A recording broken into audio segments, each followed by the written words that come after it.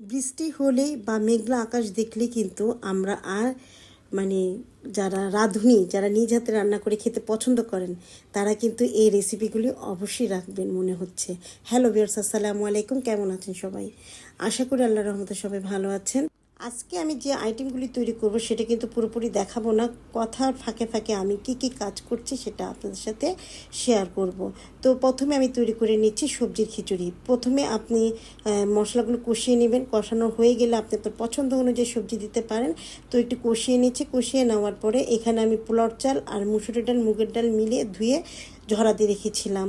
তারপরে ঝরা দিয়ে রেখে পরে যখন সবজিটিকে কষানো হয়ে যাবে তখন এই চাল ডাল যে ধুয়ে রেখেছিলাম ঝরা দিয়ে সেটা দিয়ে দিচ্ছি আর কষিয়ে নেব। আর সবসময় পোলাও বা খিচুড়ি রান্না করতে গেলে কিন্তু চালটা ধুয়ে রাখাই ভালো, সবচেয়ে ভালো হয়। এটা কষানোটা খুব সুন্দর হয়, আবার ভাঙেও না। আর পোলাও রান্না করতে গেলে খিচুড়ি রান্না করতে গেলে অবশ্যই গরম পানি দিতে হবে। গরম পানি দিয়ে আমি দমে দিয়ে দিচ্ছি, ব্যাস আমার খিচুড়িটা হয়ে গিয়েছে। আর উপর থেকে ঘি দিয়ে দিচ্ছি। যদি এটা অ্যাভয়েড করতে চান বা ঘি দিতে না চান তো দিতে না দিলেও চলবে, আমি দিয়েছি একটু, বাচ্চারা খাবে সেই জন্য। এরপরে পটল আর বেগুন ভেজে নিচ্ছে, এটা ভাজা হয়ে গেলে তুলে নিব। ওই তেলের মধ্যে সামান্য পেঁয়াজ দিয়ে দিচ্ছি। পেঁয়াজটা যখন হালকা ভাজা হয়ে যাবে তখন টমেটো আর কাঁচামরিচ দিয়ে দিচ্ছি, সাথে অবশ্যই একটু লবণ দিতে হবে। লবণ দিয়ে দেওয়ার পরে যে ভেজে রেখেছিলাম পটল আর বেগুন সেটা দিয়ে দিচ্ছি। এটা কিন্তু গরম ভাতের সাথে কিন্তু বেশ অসাধারণ লাগে, বাসা অবশ্যই এটা ট্রাই করে দেখবেন। সবাই হয়তো খান কিনা আমি জানি না, সেই জন্য আর কি আমি এই কাজে বৃষ্টি দেখলেই বা মনে হলে গরম গরম ভাতের সাথে এই রেসিপিগুলো করে থাকি আর কি। এরপরে গরুর মাংস পুরোটা দেখাচ্ছি না, গরুর মাংসটা কিন্তু অর্ধেক হয়ে এসেছে আর কষানো হয়ে গিয়েছে। এরপরে আলু, আর আমরা তো বাঙালি, আলু ছাড়া কি আমাদের চলে বলেন তো? আর আমার ঘরের মধ্যে মানে মাংস রান্না করা মানে হলো আলু দিতে হবে, আলু ছাড়া মানে চলেই না, এমন একটা অবস্থা হয়ে দাঁড়িয়েছে। তারপর আলু দিয়ে দেওয়ার পরে একটু আবার কষিয়ে নিচ্ছি।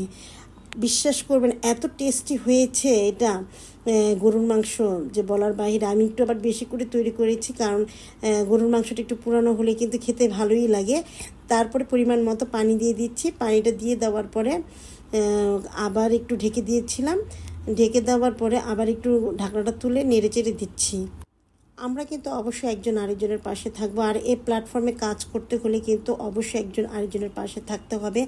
আর আরেকটি কথা সেটা হলো ফলো দিয়ে আনফলো করে রাখেন।